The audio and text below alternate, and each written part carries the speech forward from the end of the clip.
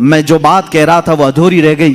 हुजूर पाक सल्लल्लाहु अलैहि वसल्लम ने नौजवानों से कहा तुम में से जिसकी ताकत है वो निकाह करें। हुजूर से पूछा गया किससे निकाह करें, कैसी औरत होनी चाहिए। निकाह से पहले के मामलात, औरत को तलाश करना ये अहम मसला है। जरूर इस चीज में अपना वक्त लगाएं। मैं नहीं कहता कि तलाशना नहीं चाहिए, तलाशें, इसलिए कि वो तुम्हारी नस्ल उससे चलने वाली है, तुम्हारा खानदान उससे आबाद होने वाला है।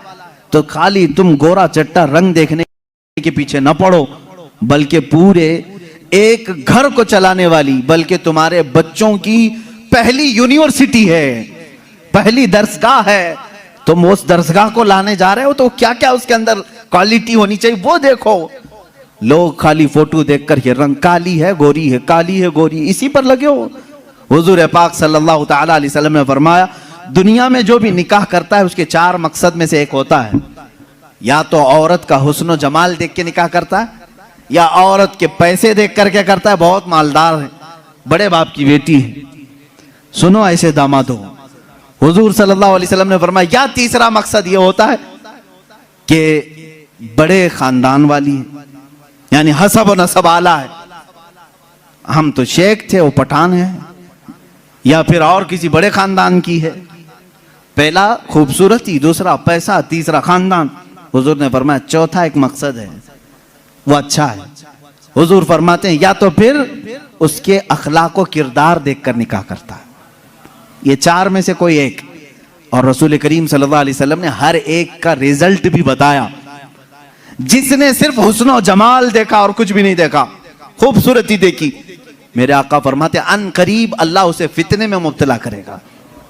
फितने में मुब्तला क्या, वो खुद अपनी बीवी पर शक करने लग जाएगा चंद दिनों के बाद। खूबसूरत है, पता नहीं कौन देख रहा है मेरी बीवी को, इधर से छुपाओ उधर से छुपाओ, और अगर वो कहीं निकल गई तो शक करने लग जाएगा किससे बात करके आई, किससे तेरा ताल्लुक है, पूरी जिंदगी जहन्नम बना के रखेगा, फितनों में मुब्तला हो जाएगा। मैं ये नहीं कह रहा कि खूबसूरत लड़की से शादी नहीं करना चाहिए, करो, लेकिन उसके साथ जो देखने का हुक्म है वो भी देखो।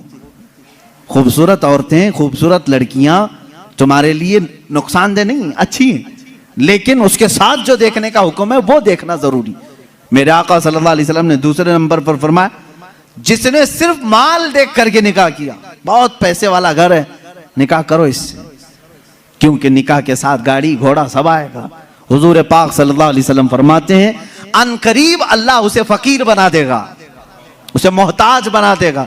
ऐसे दामादों को देखा है हमने, हर एक से कर्जे लेते रहते हैं। हाँ, ससुर से तो मिला ही था लेकिन बरकत कुछ नहीं हुई, फिर इससे 4 इससे 4 उससे 4 कर्जे में ही डूबा है, और ये कर्ज की लानत उसकी खत्म नहीं होती। ढूंढ के देखो ऐसे बहुत दामाद मिलेंगे, या तो फिर वो घर जमाई बनेंगे। तीसरा जो बड़े खानदान को देखा, हुजूर पाक सल्लल्लाहु अलैहि वसल्लम फरमाते हैं अल्लाह उसे रुसवा कर देगा, वो जलील हो जाएगा लोगों में।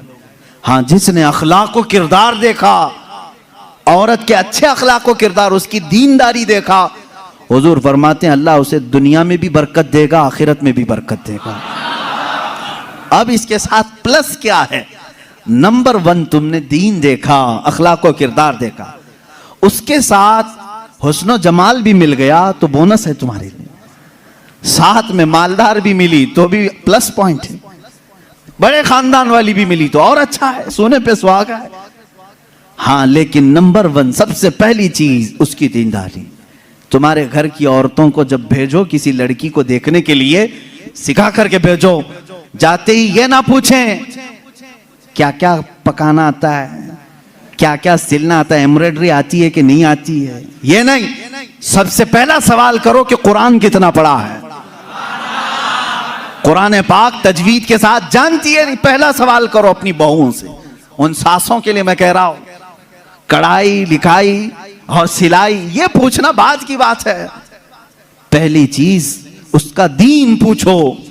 और उसके बाद मेरे अजीजों, हम सब के लिए सबसे पहला सवाल ये है, उस खातून से ये पूछो कि अहले सुन्नत व जमात से क्या ताल्लुक है। औरतों की तरफ से मर्द के घर जाएं तो भी ये सवाल हो, इसलिए कि ये इश्क़ मुस्तफ़ा की जड़ है। और जहां जड़ खराब हो तो फल नहीं आ सकते। ये सबसे पहला सवाल है कि उसके घर में दीने मुस्तफा कितना है, इश्क़े मुस्तफा कितना है। ये सबसे पहली चीज। अब याद रखना, जिस खातून को इस सवाल के साथ तुम लाए हो, उसकी जिंदगी पूरी अल्लाह रब्बुल इज्जत के जिम्मे करम पर है। फिर औलाद अल्लाह के जिम्मे करम पर है। हुस्न जमाल के साथ अल्लाह तुम्हें बाअखलाक औलाद अता करेगा, बाअखलाक औलाद अता करेगा। लेकिन ये तरीका शादियों का इस तरह से रखो, अगर लोगों को ये मालूम हो जाए ना, आज तुमने रिवाज बना लिया, लड़कियों को देखने आने से पहले सबसे पहले लड़के की अम्मा यही सवाल कर रही है, लड़के की बहन यही सवाल कर रही है, कुरान कितना पढ़ा है, तजवीद कितना पढ़ा है। 2-4 घरों में ये होने लग जाए तो देखो लड़कियों को सबसे पहले अब कुरान पढ़ाना शुरू कर देंगे। क्यों? सबको मालूम है नहीं पढ़ाएंगे शादी नहीं होगी। आज ये एम्ब्रॉयडरी क्यों करा रही हैं? इसलिए कि सवाल तुम पहले यही कर रहे हो, सिलाई आती है कि नहीं। सब लड़कियां सिलाई क्लास में क्यों जा रही? देखने वाले आकर के यही पूछ रहे हैं सिलाई कितनी आती, पकाई कितनी आती।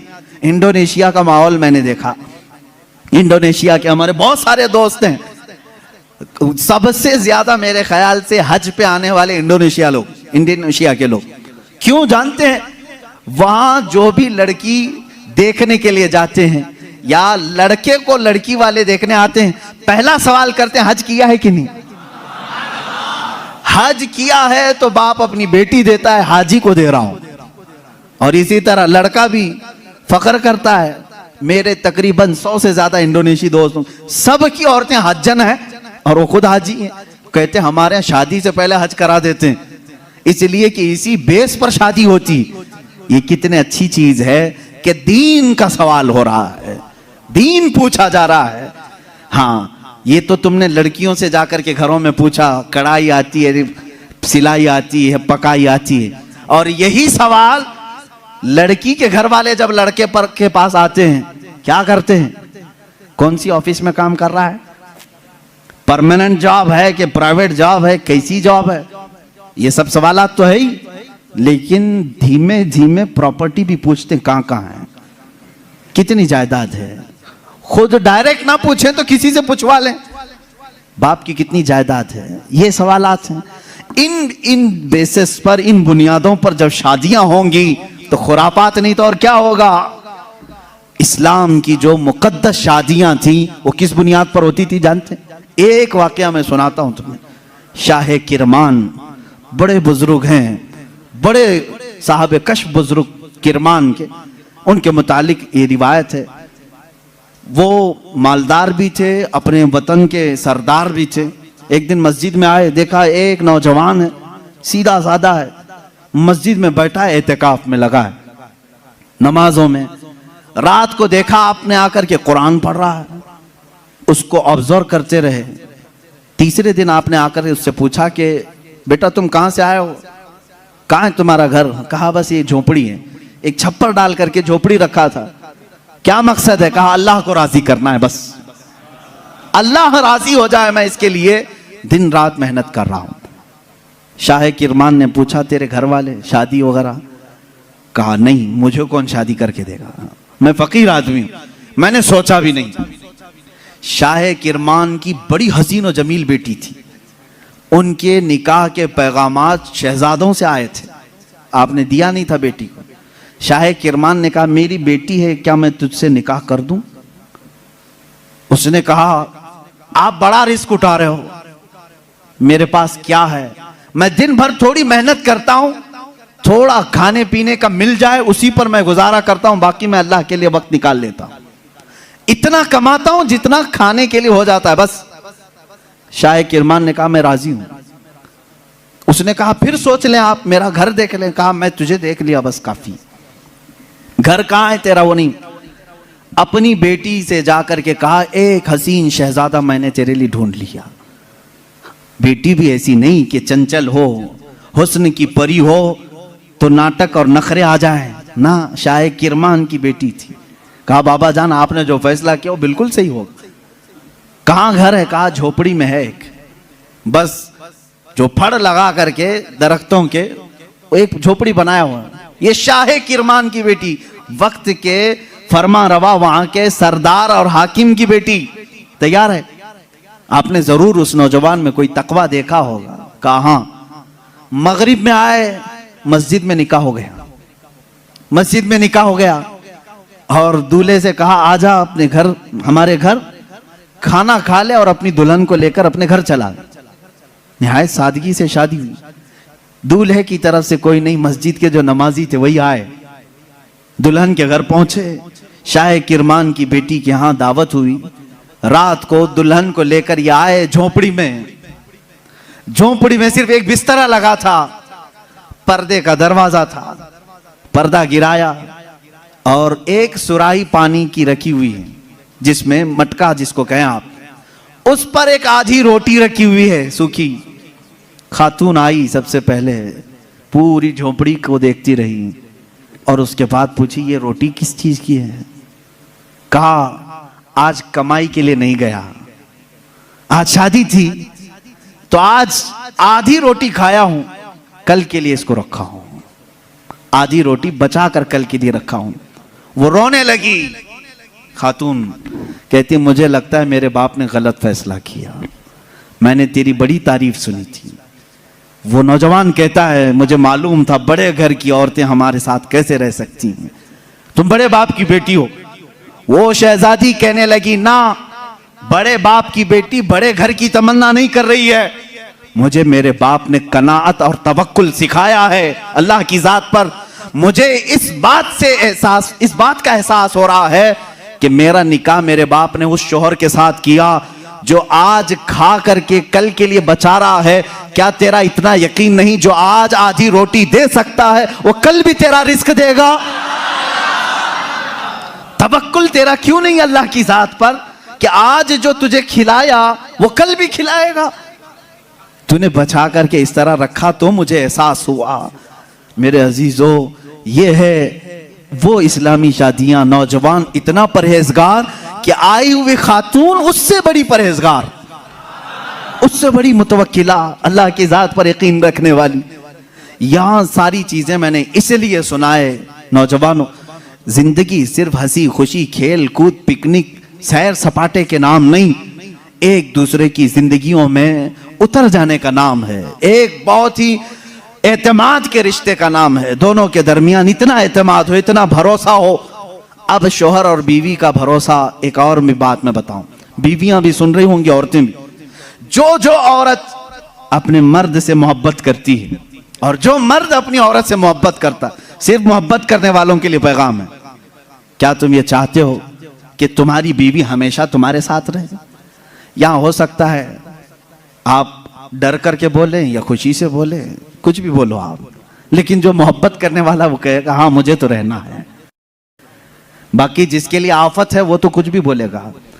औरतें जो मोहब्बत करने वाली, मैं ये कहूंगा, क्या तुम चाहती हो कि तुम्हारा शौहर भी हमेशा तुमसे मोहब्बत करे और तुम हमेशा उसके साथ रहना चाहती हो? तो मेरे अजीजों, बुजुर्गों ने लिखा है, वो कितने बेवकूफ हैं वो लोग जो आपस में एक दूसरे से मोहब्बत करते हैं। दुनिया में हर औरत चाहती है कि मेरा शौहर छोड़ के कहीं ना जाए। मर्द ये चाहता है कि मेरी औरत मेरे अलावा किसी और को न देखे। उन दोनों के लिए ये चाहिए कि कल क़यामत के दिन जब फैसला हो जाए, जब फैसला हो जाए, मेरे आका सल्लल्लाहु अलैहि वसल्लम ने फरमाया, अगर दोनों की नेकियां आ गई, पास हो गए, तो जन्नत में भी अल्लाह ताला उन्हें साथ रखेगा। और अगर उसमें से एक बेनमाजी था तो मर्द दोजख में जा रहा होगा, औरत जन्नत में जा रही होगी। औरत बेनमाजी थी, मर्द नमाजी था, मर्द जन्नत में जा रहा होगा, औरत दोजख में जा रही होगी। मैं ये समझता हूं मोहब्बत करने का एक तकाजा ये होनी चाहिए कि जब दुनिया में हम एक दूसरे को छोड़कर रहना पसंद नहीं करते, तो एक दूसरे को नेकियों की इतनी तलकीन करो कि कल क़यामत के दिन भी नाम पुकारा जाए तो हमारा दोनों का नाम जन्नत में जाने वालों में हो। मैं भी उसके साथ हूं, वो मेरे साथ हो, ये मोहब्बत है। औरत को चाहिए कि अपने मर्द को नमाजों की तलकीन करे, मर्द को चाहिए कि अपनी औरत को नमाजों की तलकीन करे। ये है इस्लामी जिंदगी, जिसमें आप खुशियों की और बहुत सारी मुसर्रतों की बहारें देखेंगे। अल्लाह के नबी सल्लल्लाहु तआला अलैहि वसल्लम की आइली जिंदगी और आपकी अज़दवाजी जिंदगी पर मुझे आज गुफ्तगू करनी थी। जो कुछ भी मैंने कहा है मेरे अजीजों, ये नमूने अमल है हमारे लिए। अल्लाह रब्बुल इज़्ज़त हमारे सबके बच्चों के मुस्तकबिल नेक फरमाए। हर आने वाली दुल्हन को मौला ताला आने वाले ये घर वालों के लिए बरकतों और रहमतों का जरिया बनाए और दोनों के घरों में इत्तेहाद और इत्तेफाक मोहब्बतें नसीब फरमाए। ना चाकी ना इत्तेफाकी तलाक जैसी बहुत सारी नहुसतों से अल्लाह हमारे घरों की हिफाजत फरमाए। अल्लाह रब्बुल इज़्ज़त हमारी इन महाफिल की बरकत से हर एक की जिंदगी खुशहाल फरमाए। जिनकी बीवियां बदकार हो चुकी हो मौला उन्हें सीधे रास्ते पर ला, जिनके शोहर बिगड़ चुके मौला उनको सिराते मुस्तकीम अता फरमाए, जिनके औलाद नाफरमान हो चुके हसनैन करीमैन के सदके मौला उन्हें सालेह बनाए, नेक रास्ते पर चलाए। व आखिरु दावाना अनिल हम्दुलिल्लाहि रब्बिल आलमीन।